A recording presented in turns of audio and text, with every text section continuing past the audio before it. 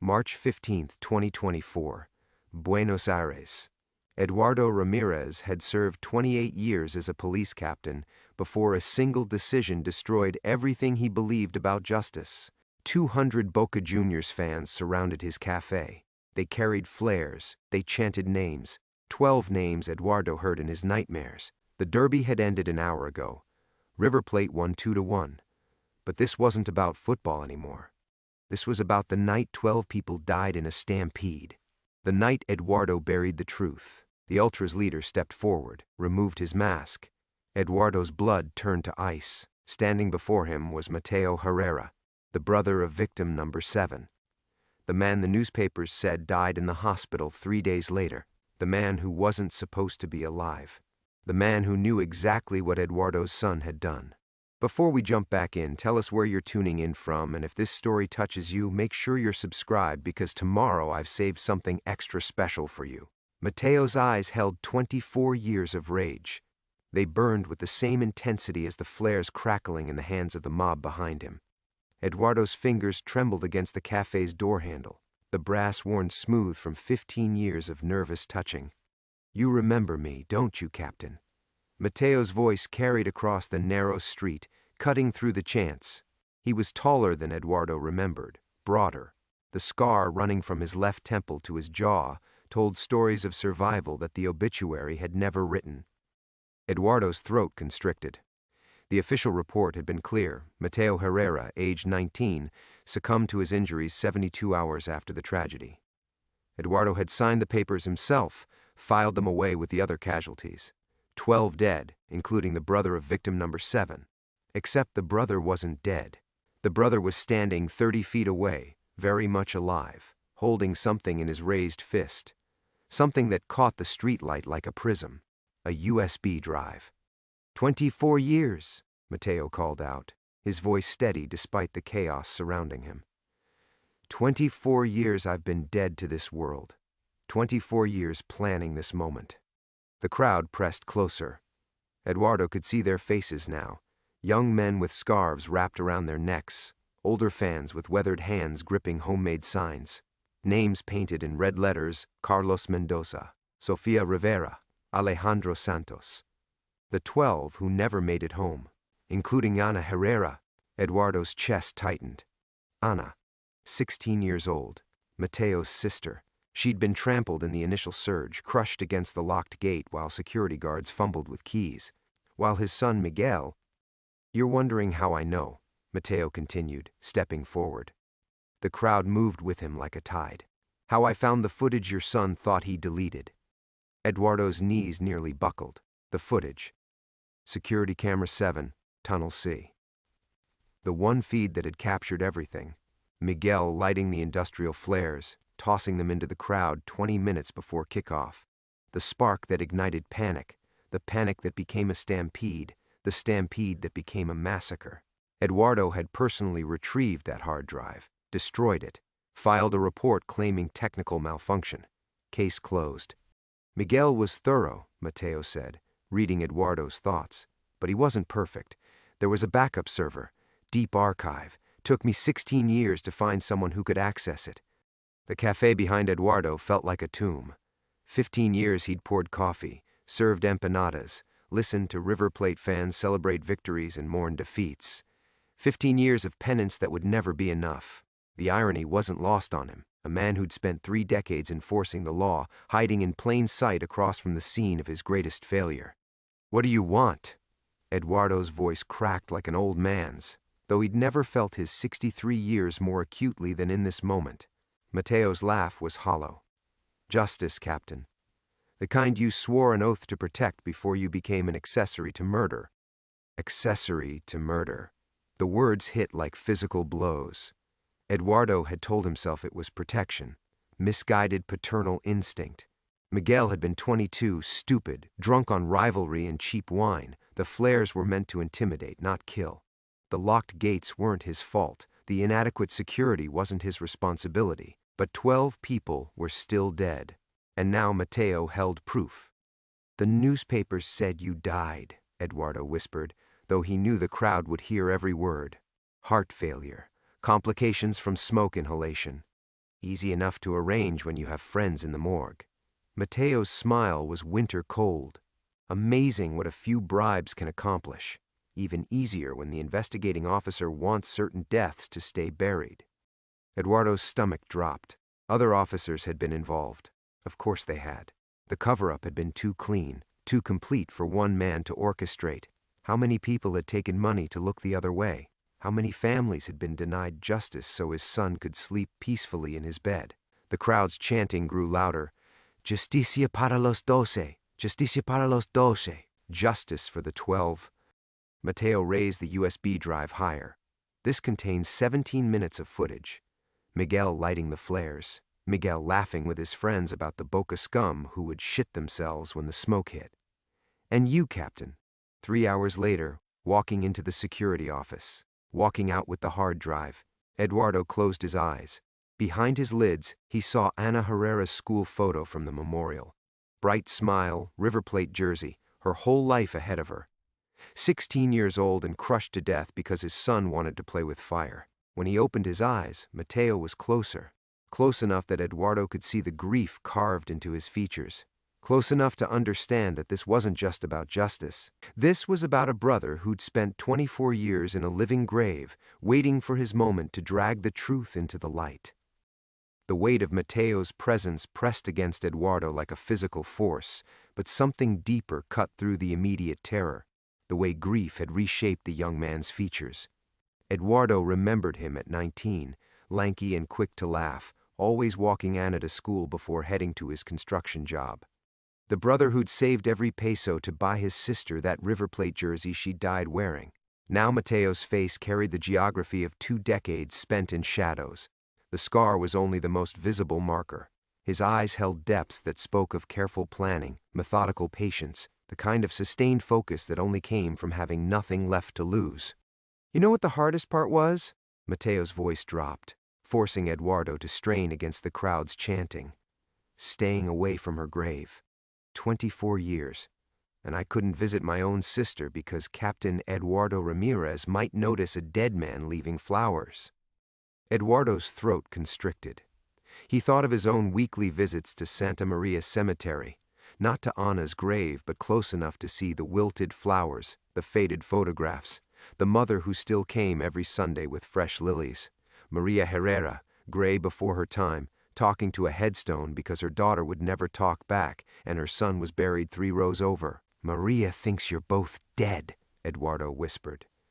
Better dead than ashamed. Mateo's fingers tightened around the USB drive. Better dead than knowing her son spent 24 years watching the man who protected his sister's killer serve coffee and smile at customers. The mention of his cafe twisted something in Eduardo's chest. El Monumental had been his refuge, his penance, his attempt at ordinary life after the badge became too heavy to wear. Every morning for 15 years he'd unlocked the same blue door, arranged the same mismatched chairs, filled the same ancient espresso machine that wheezed like an old man's lungs. The ritual had become armor against memory. But now he realized how exposed he'd been. Every customer could have been watching. Every friendly conversation could have been reconnaissance. The regular who always ordered cortado and read Claren by the window, had he been taking photographs? The elderly woman who complimented his media lunas every Tuesday, had she been counting his habits, mapping his movements? The paranoia felt like ice water in his veins, but underneath lay something worse, the recognition that he'd been living a lie so complete he'd almost convinced himself it was real. Eduardo, the cafe owner. Eduardo, the quiet neighbor. Eduardo, who remembered everyone's order and asked about their grandchildren and stayed carefully, safely ordinary. Never Captain Ramirez who'd corrupted evidence to save his son. Miguel doesn't know you're here, Eduardo said, though it came out more like a question. Mateo's smile was sharp as broken glass. Miguel thinks he's untouchable. Successful lawyer, beautiful wife, twin daughters who just started secondary school. Lives in Puerto Madero now, doesn't he? Corner apartment with the river view. Eduardo's blood turned to ice.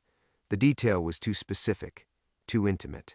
Mateo knew where Miguel lived, knew about the twins, Isabella, and Carmen, 11 years old, who called Eduardo Abuelo and filled his small apartment above the cafe with laughter every other Sunday. They have nothing to do with this, Eduardo's voice came out strangled. Ana had nothing to do with it either. Mateo stepped closer, and Eduardo caught the scent of cigarettes and rain, the smell of someone who'd spent too many nights waiting in doorways. 16 years old, never hurt anyone, volunteered at the animal shelter, wanted to be a veterinarian. The crowd pressed forward, feeding off their conversation like flames drawing oxygen. Eduardo could see individual faces now, men who might have known the victims, who might have their own children, their own sisters. The weight of their collective anger felt like atmospheric pressure before a storm. 24 years ago you made a choice, Mateo continued. Protect your son or serve justice. You chose blood over badge, family over duty. His voice dropped to almost a whisper. Now I'm giving you the same choice. Eduardo's hands shook against the cafe door. Through the glass he could see the interior he'd crafted so carefully. Photographs of River Plate's glory days, the vintage espresso cups his late wife Carmen had collected, the corner table where he played chess with Father Mendoza every Thursday afternoon. A life built on the foundation of buried truth. The footage goes public tonight, Mateo said, raising the USB drive again. Unless what? Unless Captain Eduardo Ramirez remembers his oath. Unless he calls his son and tells him to come here, tonight, to face what he did. The chanting grew louder, more rhythmic. Eduardo realized with growing horror that this wasn't spontaneous rage. This was orchestrated theater, designed to apply pressure at precisely the right moment. Mateo hadn't just spent 24 years planning revenge. He'd spent them understanding exactly how to destroy a man who'd built his new life on the desire to forget. Eduardo closed his eyes and saw Isabella and Carmen's faces, bright with innocence their father would lose forever. Eduardo's phone buzzed against his chest pocket, a sound so ordinary it felt obscene against the backdrop of 24 years of buried guilt clawing its way to the surface. The vibration repeated, insistent, and through the cafe's glass door he could see the device's blue glow bleeding through his jacket fabric. "Answer it," Mateo commanded, his voice carrying the authority of a man who'd spent decades orchestrating this moment. "But choose your words carefully, Captain. I can hear everything from here." Eduardo's fingers fumbled with the phone, muscle memory warring with terror. The caller ID made his stomach lurch. Miguel. Casa. His son's home number. At this hour, it would be Miguel himself, probably calling to confirm Sunday dinner plans or ask Eduardo to babysit the twins while he and Patricia attended another charity gala. The normalcy of it, the terrible, crushing normalcy, made Eduardo's hand shake as he swiped to answer. "Papa?" Miguel's voice came through tinny but warm, carrying the casual affection of a man who'd never doubted his father's love. "I know it's late, but Patricia wanted me to ask about this weekend. The girls are dying to make empanadas with their abuelo." Eduardo's throat closed. Behind Miguel's voice he could hear the sound of running water, dishes clinking, the domestic symphony of a family cleaning up after dinner. Isabella's laugh echoed in the background, bright as sunlight. Carmen's voice called out something about homework. "Papa? You there?" The crowd's chanting had softened, 200 men straining to hear this intimate violation of a father's love. Eduardo caught Mateo's eye and saw something flicker there, not satisfaction but a kind of hollow recognition. This was what justice felt like, not triumph, but the systematic destruction of everything innocent that had grown from contaminated soil. "Miguel," Eduardo's voice cracked. "Mijo, I need you to listen carefully. What's wrong? You sound... Do you remember Camera 7? The silence that followed lasted 3 heartbeats. 4. Eduardo could hear Miguel's breathing change, becoming shallow and quick. In the background, the domestic sounds continued, Patricia telling the girls to brush their teeth, the television murmuring news in another room. Life proceeding normally, while their world cracked open. "Papa, what are you talking about?" But the careful control in Miguel's voice betrayed him. He remembered. Of course he remembered. How could anyone forget the moment their father became an accessory to 12 murders? "They found it," Eduardo whispered.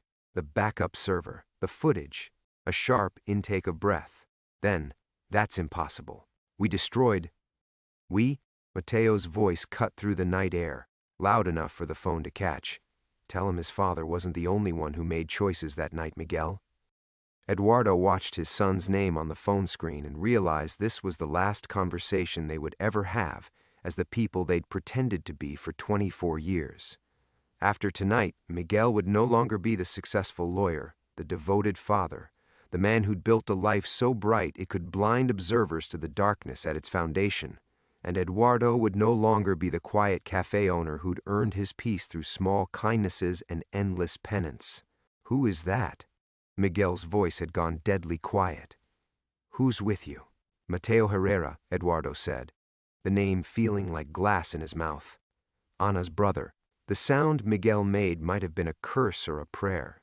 Eduardo heard a door slam, Miguel seeking privacy from his family, protecting them from the contamination that was already spreading through the phone line like radiation. "He's supposed to be dead," Miguel breathed. "So is your sister," Mateo called out, stepping close enough that his voice would carry clearly. "But the dead don't stay buried when justice gets delayed, Miguel. They just get patient." Eduardo could picture Miguel in his study now, surrounded by law books and family photographs, the symbols of respectability he'd wrapped around himself like armor. But armor meant nothing when the attack came from within, when the foundation itself was rotten. "What do you want?" Miguel asked, though they all knew the answer. Eduardo closed his eyes and saw the last 24 years stretching behind him like a river of borrowed time. Every Christmas morning with the twins, every proud smile at Miguel's graduations, his wedding, his promotions, every moment of happiness built on the graves of 12 innocents who would never graduate, never marry, never watch their own children grow. The phone felt impossibly heavy in his hand. Through the cafe's window, he could see Father Mendoza's chess set still arranged from their last game, the pieces frozen mid-battle like everything else in his carefully constructed world. There would be no going back to Thursday afternoon chess games. No more Sunday empanada lessons with Isabella and Carmen. No more of the sweet, terrible lie that time could transform guilt into something manageable. Eduardo opened his eyes and faced the truth that Mateo's resurrection had made unavoidable. His old life was already dead. Now all that remained was choosing how to bury it. Eduardo ended the call with hands that felt detached from his body, watching the phone's screen fade to black like the last light dying in a familiar room. The silence stretched between heartbeats before Miguel's number flashed again. Once, twice, 3 times, each buzz more desperate than the last. Eduardo let it ring. "He's not coming," Mateo observed, his voice carrying neither surprise nor disappointment. This too had been anticipated, planned for, factored into whatever calculation had brought him here tonight. "He'll come." The words escaped Eduardo's throat without conviction. Even as he spoke them, he could picture Miguel in his study, doors locked, already calling his lawyer, not as a son seeking guidance, but as a man calculating exposure. 24 years of successful practice had taught Miguel to think like his clients, rich men who hired him to make problems disappear, not to embrace martyrdom. The crowd sensed the shift. Their chanting took on a hungrier edge, 200 voices demanding blood that might not come willingly. Eduardo pressed his back against the cafe door and felt the wood grain through his jacket like a rosary of splinters. Everything familiar had become foreign. The streetlight that had illuminated his corner for 15 years now felt like an interrogation lamp. The evening air that usually carried comfort now tasted of smoke and unfinished business. "You know what your son told his friends that night?" Mateo pulled a folded paper from his jacket. Photocopied text messages, Eduardo realized with growing horror. 20 minutes before he lit those flares. "Watch the Boca animals run when they smell smoke, like rats from a sinking ship." Eduardo's stomach lurched. The casual cruelty of it, the premeditation, was somehow worse than if Miguel had acted in hot-blooded rage. This wasn't passion or rivalry spiraling out of control. This was deliberate malice dressed up as schoolboy pranking. He was young, Eduardo heard himself say, the defense worn smooth by decades of repetition. Stupid, drunk. Ana was young, too. Mateo stepped closer, close enough that Eduardo could see the fine lines around his eyes. Premature aging earned through years of living in margins, sleeping in safe houses, existing as a ghost while planning this resurrection. But she died sober, died terrified, died calling for her brother who couldn't save her because he was unconscious on the hospital floor. The phone buzzed again. This time the caller ID read Patricia, Mouvel, Miguel's wife. Eduardo stared at the screen, paralyzed. Patricia knew nothing, had been dating Miguel for only 6 months when the monumental tragedy happened, knew it only as ancient history, another reason to hate Boca fans and avoid football stadiums. She'd built her marriage on the man Miguel had become, not the boy who'd killed 12 people with fireworks and privilege. Answer it, someone in the crowd called out. Let her hear. Eduardo's thumb hovered over the screen. Patricia would be confused, worried. Miguel had probably locked himself in his study and refused to explain the sudden crisis. She might have Isabella and Carmen beside her, the twins picking up on their mother's anxiety the way children always did. They would be in their pajamas now, freshly bathed and ready for bedtime stories that would never come. The call went to voicemail. Almost immediately, it rang again. She's scared, Eduardo whispered, more to himself than to Mateo. She doesn't understand. Neither did the mothers of the 12. Mateo's voice had gone soft, almost gentle, a kindness that felt more threatening than rage. Maria Herrera waited 6 hours in the hospital before they told her Ana was dead. 6 hours hoping her daughter was just unconscious, just injured. 6 hours that your son stole from her. Eduardo closed his eyes, but the darkness behind his lids offered no refuge. He could see Maria's face as clearly as if she stood before him, the woman who still brought fresh flowers to 2 graves every Sunday, who'd aged into a ghost of herself, who spoke to headstones because both her children had been buried before she was 50. The phone stopped ringing. In the silence that followed, Eduardo heard something that made his blood freeze. Car engines. Multiple vehicles approaching from different directions, their headlights beginning to sweep the intersection. For one wild moment, hope flared in his chest. Miguel coming after all, bringing police, bringing salvation. But Mateo was smiling. I told you this was planned, Captain. His voice carried satisfaction now, the contentment of a man watching dominoes fall in precisely the order he'd arranged. Your son isn't coming to save you, but others are coming to make sure you can't save him. The first car pulled into view, a black sedan with tinted windows that stopped just beyond the cafe's awning. Then another, then a third. Eduardo recognized the choreography of a coordinated operation, the professional spacing that spoke of planning and hierarchy. These weren't football fans driven by passion. These were soldiers in Mateo's 24-year war. The car doors opened with military precision, each soft thud echoing across the intersection like hammer blows against Eduardo's chest. 6 men emerged from the vehicles, not the wild-eyed ultras he'd expected, but older men who moved with the careful deliberation of those accustomed to violence. Their faces carried the weathered geography of Buenos Aires' forgotten corners, police informants, ex-military, the kind of men who sold their skills to whoever paid in cash and asked no questions. Eduardo recognized the type because he'd once commanded them. 24 years is a long time to build an army, Mateo said, his voice carrying the satisfaction of a chess master revealing his endgame. Especially when you give men something more valuable than money, purpose. The newcomers formed a loose perimeter around the cafe, not quite threatening but unmistakably final. Eduardo noticed how they positioned themselves at sight lines, blocking escape routes with the casual expertise of men who'd done this before. One checked his watch with the gesture of someone operating on a precise timeline. Eduardo's phone buzzed again, a text message from Miguel. Whatever they want, I can pay. Name the price. The words hit Eduardo like a physical blow.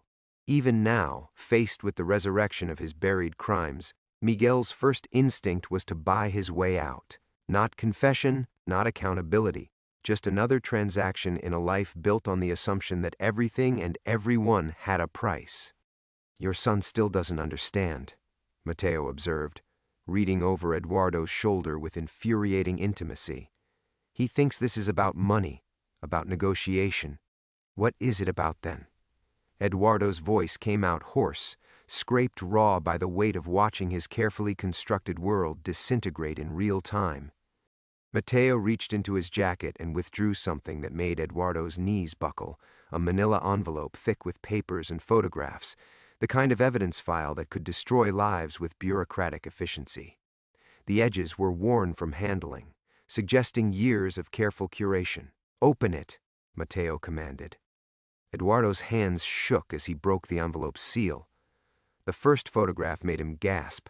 Security camera footage from inside River Plate Stadium, timestamp reading 22:47:33, November 18, 1999.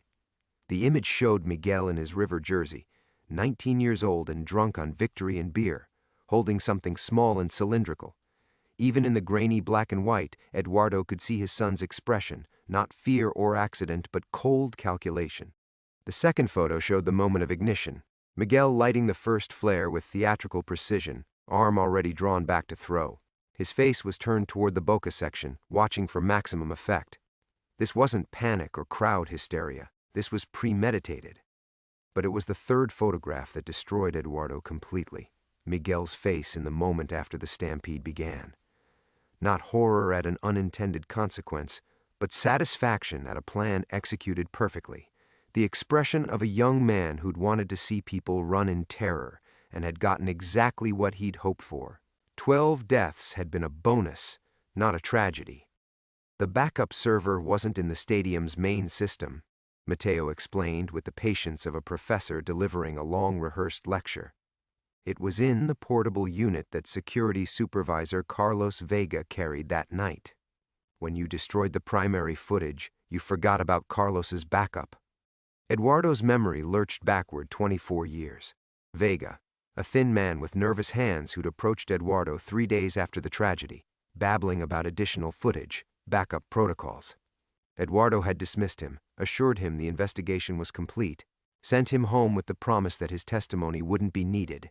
"Vega came to you," Eduardo whispered, the recognition hitting him like ice water. Eventually, Matteo's smile was sharp as winter. After you ignored him, after the official investigation closed, after he realized that Captain Ramirez was more interested in protecting his son than finding the truth, he tapped the envelope. Vega kept the footage for 15 years, waiting for someone who cared more about justice than politics. Where is he now? Dead. Cancer. 3 years ago. But not before he gave me everything. Eduardo's phone rang again. Patricia, desperate now. The sound felt like nails on glass, each tone a reminder of the innocent lives about to be destroyed by truth that should have been told decades ago. Through the cafe window, he could see his espresso machine gleaming in the streetlight, the vintage cups his wife Carmen had collected, arranged with such care. Tomorrow morning, none of this would exist. Not the cafe, not his quiet life, not the grandfather his twins adored. "The footage goes public at midnight," Matteo announced, loud enough for the crowd to hear. The chanting swelled in response, 200 voices sensing victory. Unless Captain Ramirez remembers his oath, unless he chooses justice over family, unless he calls a press conference and tells Buenos Aires exactly who killed those 12 people. Eduardo stared at the photographs in his trembling hands. 24 years of lies reduced to pixels and timestamps, irrefutable evidence of the choice that had damned his soul. There would be no more hiding behind cafe routines and Sunday dinners, no more pretending that time could transform guilt into something manageable. The dead had finally learned to speak, and their testimony would destroy everyone Eduardo had ever loved. Eduardo stared at the photographs until the images blurred, his mind racing backward through 24 years of carefully constructed lies. But as the pieces shifted and reformed, a different picture began to emerge, one that made his blood run cold with a realization far worse than anything Matteo had revealed. "You said Vega came to you after the investigation closed," Eduardo whispered, his voice barely audible above the crowd's restless murmur. "But that's not true." Matteo's confident smile flickered for just an instant, a micro-expression that Eduardo's decades of police training caught like a photograph. In that fraction of a second, Eduardo saw something that shouldn't have been there: uncertainty. "Vega came to me the night of the tragedy," Eduardo continued, his voice growing stronger as the memory crystallized with horrible clarity. "Not 3 days later. That night, while the bodies were still warm, the crowd had gone quiet, sensing a shift in the dynamic they didn't understand. Eduardo could feel their attention like heat against his skin as fragments of suppressed memory began reassembling themselves into an unbearable truth. He was terrified, babbling about backup footage, about what he'd seen. I thought he was in shock, rambling about things that couldn't be true. Eduardo's hands trembled as he looked at the photographs again, but now he was seeing them differently. He kept saying, "It wasn't the river boy, it wasn't the boy," over and over. Mateo stepped backward, his composed facade cracking like ice under pressure. "You're confused, Captain. The stress?" "No." The word exploded from Eduardo's chest with 24 years of buried force. "I destroyed those files to protect Miguel because Vega told me my son was on that footage. But he never said Miguel was lighting the flares." Eduardo's phone slipped from nerveless fingers, clattering onto the pavement as the full weight of his willful blindness crashed down upon him. All those years of guilt, of believing he'd covered up his son's crime, of carrying the crushing weight of 12 deaths, when the real truth had been right there, waiting for a father brave enough to look.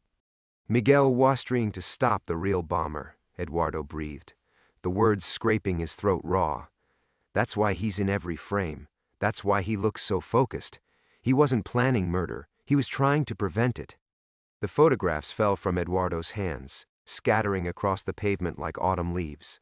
In the silence that followed, he could hear his own heartbeat thundering in his ears, could feel the weight of 24 years of unnecessary guilt sliding off his shoulders, only to be replaced by something infinitely worse. He had destroyed evidence that would have exonerated his son. He had buried proof that Miguel was a hero, not a killer. He had condemned them both to decades of shame for a crime Miguel had never committed. "Who was it?" Eduardo's voice came out as a growl, his policeman's instincts finally awakening from their long slumber. Who was Miguel trying to stop? Mateo's mask had slipped completely now, revealing something far more complex than the righteous avenger he'd pretended to be. His eyes darted to the armed men positioned around the cafe, to the crowd of ultras whose chanting had died to confused whispers. "The truth doesn't change anything," Mateo said, but his voice had lost its commanding edge. 12 people are still dead. Justice is still... Justice? Eduardo stepped forward, 24 years of suppressed rage finally finding its target. "You let me destroy my family for nothing. You let Miguel carry guilt that should never have been his. You built this entire crusade on a lie you could have corrected with one conversation." The crowd was stirring now, sensing that their night of righteous vengeance was dissolving into something they didn't understand. Eduardo could see confusion spreading through their ranks like ripples in a pond, the uncertainty of soldiers who'd discovered they were fighting the wrong war. "It doesn't matter who lit the flares," Mateo insisted, but his voice cracked on the words. "The cover-up happened. The corruption was you." Eduardo's voice cut through the night air like a blade. "You knew the truth, and you buried it deeper than I ever did. You turned my guilt into your weapon and used it to destroy innocent lives." Eduardo pulled out his phone with shaking hands and pressed Miguel's number. This time he wouldn't let it go to voicemail. This time he would say the words that should have been spoken 24 years ago. "Mijo," Eduardo said when his son answered. "I need to tell you something. Something I should have seen from the beginning." Behind him, he heard Mateo barking orders at his men, the careful choreography of the evening finally collapsing into chaos. But Eduardo no longer cared about the crowd or the cameras or the midnight deadline. He cared only about the son who'd spent half his life carrying shame that belonged to someone else. The son who'd been a hero when his father chose to see him as a monster. "Papa?" Miguel's voice came through the phone, crackling with static and barely controlled panic. "What's happening? Patricia said there are cars outside your cafe." "Listen to me, mijo." Eduardo pressed the phone against his ear with both hands, as if he could hold his son steady across the distance between them. Around him, Mateo's carefully orchestrated siege was disintegrating into confusion, but Eduardo's focus had narrowed to this single conversation, the one that should have happened 24 years ago. "I need you to remember November 18th, 1999. Really remember. Not what you think happened, but what actually happened." The silence stretched so long that Eduardo thought the connection had failed. When Miguel finally spoke, his voice had dropped to a whisper. "You said we'd never talk about that night." I was wrong. Eduardo's throat burned with the admission. I was so goddamn wrong about everything. Tell me what you saw in that stadium.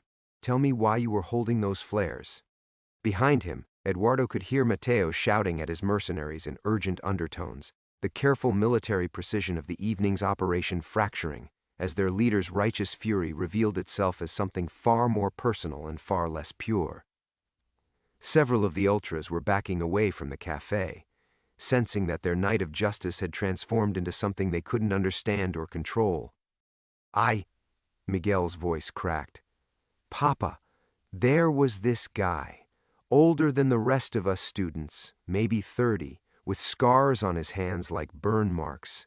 He was passing out flares to anyone who'd take them, saying we needed to show the Boca animals who owned this stadium." Eduardo's chest tightened. "Go on."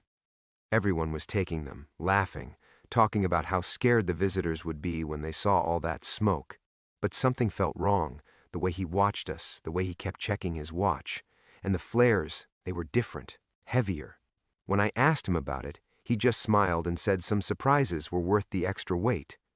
Eduardo closed his eyes, 24 years of suppressed memory flooding back with devastating clarity. Vega's panicked words that night suddenly made perfect sense. "Not the boy, Captain. Your boy was trying to help. He saw what was going to happen." "You tried to stop him," Eduardo whispered. "I followed him to the upper concourse when he left with a bag full of those modified flares. I grabbed the ones he'd already distributed, thinking maybe if I collected them all—" Miguel's voice broke completely, but I was too late. He'd planted them in the support beams, the ventilation shafts. When they went off, Jesus, Papa, the smoke was toxic. People couldn't breathe, couldn't see. They trampled each other trying to escape. Eduardo's legs gave out. He slumped against the cafe door, the phone sliding down his cheek as the full weight of his 24-year mistake crushed him like falling concrete. Miguel hadn't been the killer. He'd been the only one trying to prevent a massacre. And Eduardo, blinded by his own assumptions about privilege and corruption, had buried the evidence that would have proven his son's innocence. "I should have saved them," Miguel was saying, his voice distant now, as Eduardo struggled to raise the phone back to his ear. "If I'd been faster, smarter, if I'd called security instead of trying to handle it alone." "No." Eduardo forced the word out through his constricted throat. "You were 19 years old. You did everything you could. But you destroyed the footage anyway. You protected me anyway. Even believing I was a murderer, you chose me over justice." Miguel's laugh was hollow, bitter. "Do you know what that's cost me? Knowing that my own father thought I was capable of killing 12 people for sport?" The question hit Eduardo like a physical blow. All those years he'd told himself he was protecting Miguel. He'd actually been torturing him, creating a prison of assumed guilt that had shaped every day of his son's adult life. Miguel's distance, his carefully controlled existence, his refusal to attend football matches or visit the old neighborhood, it all made terrible sense now. "Mijo, I'm sorry. I'm so—" "No time for that now, Papa." Miguel's voice had hardened with sudden resolve. "I'm coming to get you. Stay exactly where you are. Miguel, don't—" The line went dead. Eduardo stared at his phone's blank screen, feeling the weight of inevitability settling over him like a burial shroud. In trying to protect his son from imaginary crimes, he'd condemned them both to real suffering. In choosing family over truth, he'd destroyed the very foundation of family itself. And now Miguel was driving toward a confrontation that would force them both to face the man who'd actually lit those flares, the man whose identity Eduardo was only beginning to suspect. The man standing 15 feet away, watching Eduardo's breakdown with the satisfaction of someone whose 24-year plan was finally reaching its crescendo. Eduardo raised his eyes from the dead phone to find Mateo staring at him with an expression that had shed all pretense of righteous fury. What remained was something far more dangerous, the cold satisfaction of a man whose decades-long chess game was finally reaching checkmate. "You understand now," Mateo said, his voice carrying across the suddenly quiet street with the finality of a judge pronouncing sentence. "You destroyed evidence that would have exposed me. You buried the truth that would have saved your son's reputation. You chose the wrong crime to cover up, Captain. Eduardo struggled to his feet, his legs unsteady beneath the crushing weight of revelation. Around them, the crowd of ultras had fallen into confused silence, sensing that their carefully orchestrated night of vengeance had transformed into something far more personal and complex than they'd been promised. "The burn scars on your hands," Eduardo whispered, pieces of a 24-year-old puzzle finally clicking into place with horrible precision. Miguel described them. "You were there. You were the one distributing the flares." Mateo smiled and slowly removed his leather gloves, revealing hands that looked like melted wax, twisted, scarred tissue that spoke of old fire and older pain. "A souvenir from my first attempt at justice. Your river animals threw acid at a 12-year-old Boca fan in 1994. Me. Left me in the hospital for 6 months, while your police force called it boys being boys." The admission hung in the air like smoke from those long-ago flares. Eduardo's mind reeled backward through decades of rivalry and violence, remembering the case files that had crossed his desk, the incidents that had been dismissed as inevitable consequences of passion and loyalty. "You killed 12 people because of a childhood injury?" "I killed 12 people because your club created monsters and your police protected them." Mateo's scarred fingers clenched into fists. Every brutal beating, every acid attack, every accident that maimed a Boca child, you filed reports and buried evidence and called it soccer spirit. Someone had to balance the scales. Eduardo felt something cold and hard crystallizing in his chest. Not fear, but the familiar weight of professional duty he'd abandoned 24 years ago. For the first time since this nightmare began, he was seeing clearly, not as a guilty father desperate to protect his secrets, but as a police captain confronting a killer who'd hidden behind righteousness for too long.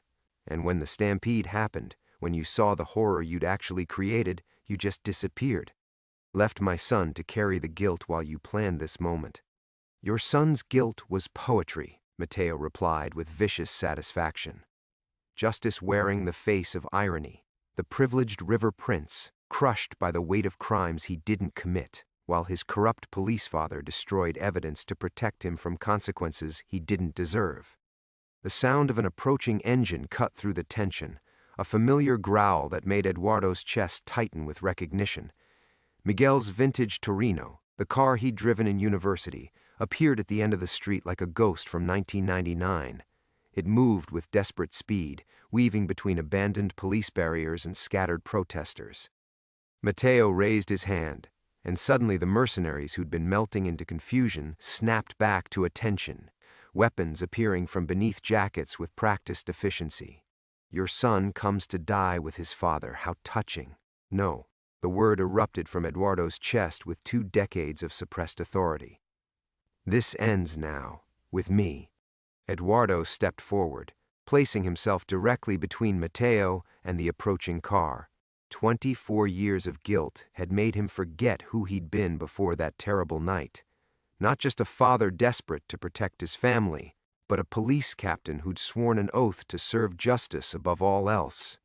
"You want confession? Truth? Justice?" Eduardo's voice carried across the street with renewed strength. "Then take it from the man who actually failed. I'm the one who destroyed evidence. I'm the one who buried the investigation. Miguel tried to save those people. He was the only hero in that stadium that night." The Torino screeched to a halt 50 meters away. Eduardo could see Miguel through the windshield, his son's face twisted with 24 years of accumulated pain and determination. Miguel stepped out of the car slowly, hands visible, moving with the careful precision of someone walking into certain death for the chance to save his father. "The truth is beautiful," Mateo whispered, raising something small and metallic from his jacket. Not a gun, but a detonator switch worn smooth by nervous handling. "But it changes nothing. In 3 minutes, this entire block disappears. Your cafe, your son, your legacy, all of it buried under the same rubble as my childhood." Eduardo's blood turned to ice as he realized the scope of Mateo's final move. This had never been about exposure or justice or even revenge. It had been about mutual destruction, ensuring that if Mateo couldn't have the satisfaction of watching Eduardo suffer, he would at least have the finality of watching him die. The clock on Eduardo's phone read 11:57 p.m. The distant wail of sirens pierced the midnight air, not police but ambulances and fire trucks converging on coordinates someone had called in hours ago. Eduardo realized with crystalline clarity that Mateo had planned for every contingency, including his own death. 3 minutes, Mateo repeated, his thumb hovering over the detonator with the trembling precision of a man who'd rehearsed this moment 1,000 times in his dreams. Eduardo looked at his son, frozen 50 meters away beside the Torino, and felt something shift inside his chest. Not the crushing weight of guilt he'd carried for 24 years, but the strange lightness of a man who'd finally found his purpose again. He was no longer Eduardo the failed father, or Eduardo the corrupt cop. He was simply a man standing between a killer and his child. "Miguel," Eduardo called out, his voice carrying the authority of every order he'd ever given as a police captain. "Get back in the car, drive away, now." But Miguel stepped forward instead, his hands raised but his eyes locked on Mateo with recognition that made Eduardo's stomach lurch. "I know you," Miguel said quietly. "You were at the stadium that night. You handed me those first flares, said I looked like someone who understood loyalty." Mateo's scarred face twisted into something that might have been a smile. The River Prince remembers. How poetic. "I remember thinking you looked familiar," Miguel continued, moving closer with the careful steps of someone approaching a wounded animal. "Later I realized why. You were in the hospital the same time I was, after the acid attack. Different wing, but I saw you in the cafeteria, just a kid eating alone, bandages covering half your face." The detonator wavered in Mateo's grip. For a moment, Eduardo saw not the orchestrator of tonight's elaborate revenge, but a 12-year-old boy eating hospital food while his childhood burned away in antiseptic-scented silence. "You felt sorry for me," Mateo whispered. "The River Prince, feeling sorry for broken Boca trash." "I felt sorry for both of us," Miguel replied, close enough now that Eduardo could see the tears tracking down his son's face. Two kids who got caught up in something bigger and uglier than either of us understood. The sirens were getting closer. Eduardo could hear the evacuation orders echoing through bullhorns as emergency crews cleared the surrounding blocks. Whatever explosives Mateo had planted, they were significant enough to warrant a massive perimeter. 40 seconds, Mateo said, but his voice had lost its certainty. Eduardo stepped forward, closing the triangle between the three men who'd been bound together by tragedy for 24 years. "You want to kill us all? Fine. But first answer me this. When those 12 people died that night, when you saw their bodies being carried out of your smoke, did you feel justice? Or did you feel like the same broken 12-year-old who'd been victimized by a system too corrupt to care?" Mateo's thumb slipped on the detonator. His breath came in ragged gasps that fogged the cold midnight air.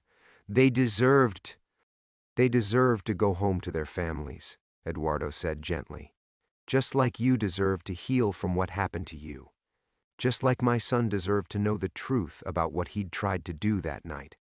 Miguel was close enough to touch Mateo now, his hand extended in a gesture that was part surrender, part invitation. "Give me the detonator, Mateo. Let this end differently than it began." For a heartbeat that lasted forever, Eduardo saw the choice hanging in the air between them.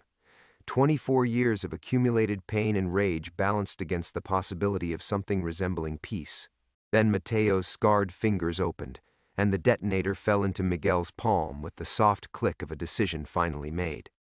Eduardo closed his eyes as the bomb squad sirens filled the night, feeling his son's arms around him for the first time in 2 decades. The weight of guilt was gone, replaced by something harder to bear but infinitely more honest. The simple grief of a man who'd lost 24 years to a truth he'd been too afraid to face. When he opened his eyes again, the street was filled with emergency lights and tactical teams.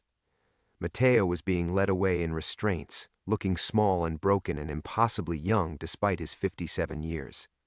The crowd of ultras had melted away into the Buenos Aires night, their appetite for vengeance dissolved by the messy reality of actual justice. "Papa," Miguel said quietly as they watched the bomb squad enter the cafe that had been Eduardo's hiding place for 15 years. "What happens now?" Eduardo looked at his son, really looked at him, and saw not the killer he'd imagined or the victim he'd created, but simply a man who'd carried an impossible burden with more grace than anyone should have to manage. "Now we go home," Eduardo said, "and we start telling each other the truth." The cafe windows glowed soft and warm behind them as the tactical teams finished their sweep, finding only the ghosts of old secrets and the promise of honest conversations yet to come.